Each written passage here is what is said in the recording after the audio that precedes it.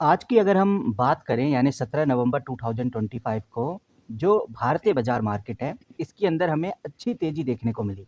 जो सेंसेक्स है, वो 84,671 तक पहुँच गया और निफ्टी 50 की बात करें तो 25,950 के आसपास ट्रेड कर रहा है। लगभग 60 पॉइंट से ज़्यादा ग्रोथ हमें देखने को मिली अभी के टाइम पे।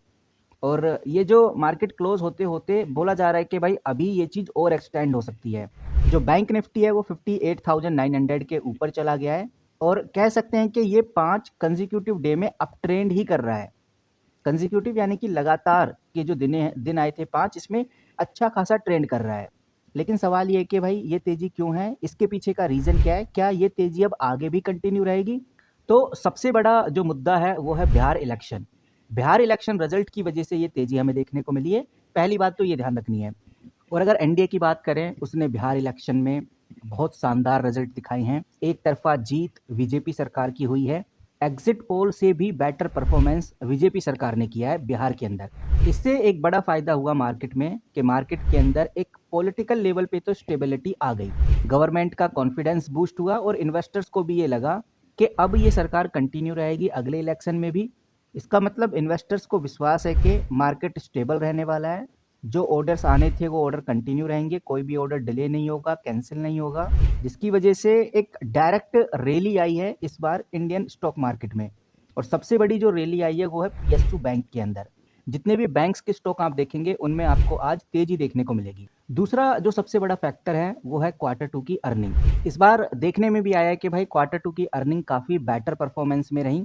चाहे एशियन पेंट की बात करें, एशियन पेंट 43% के प्रॉफिट जंप पे रहा। मित्तू फाइनेंस की बात करें वो भी अच्छी खासी ग्रोथ में रहा। ऊपर से ये जो इन्फ्लेशन है, इन्फ्लेशन रिकॉर्ड का जो डेटा आया वो भी काफ़ी लो आया। डोमेस्टिक जो डिमांड है वो धीरे धीरे इम्प्रूव हो रही है। मिड कैप जो कंपनीज हैं वो अपने हाई को टच कर रही हैं। ये भी एक बड़ा रीज़न था जिसकी वजह से ओवरऑल इंडियन स्टॉक मार्केट आज अच्छा परफॉर्म किया। और ट्रंप को लेकर भी बड़ी खबर आ रही है, जैसे यूएस गवर्नमेंट का शटडाउन खत्म हुआ है और इंडिया और यूएस ट्रेड डील अभी ऑप्टिमिज्म पे है।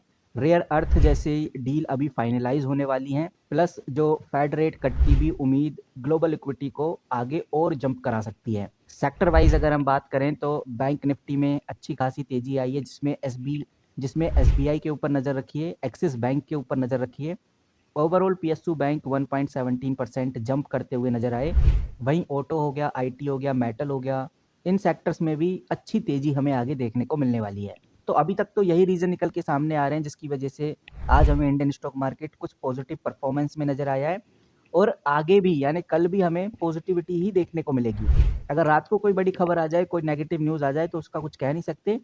लेकिन अभी तक जितनी खबरें और अपडेट निकल के सामने आ रही हैं उस हिसाब से कल भी मार्केट हमें पॉजिटिव परफॉर्मेंस में ही देखने को मिलेगी।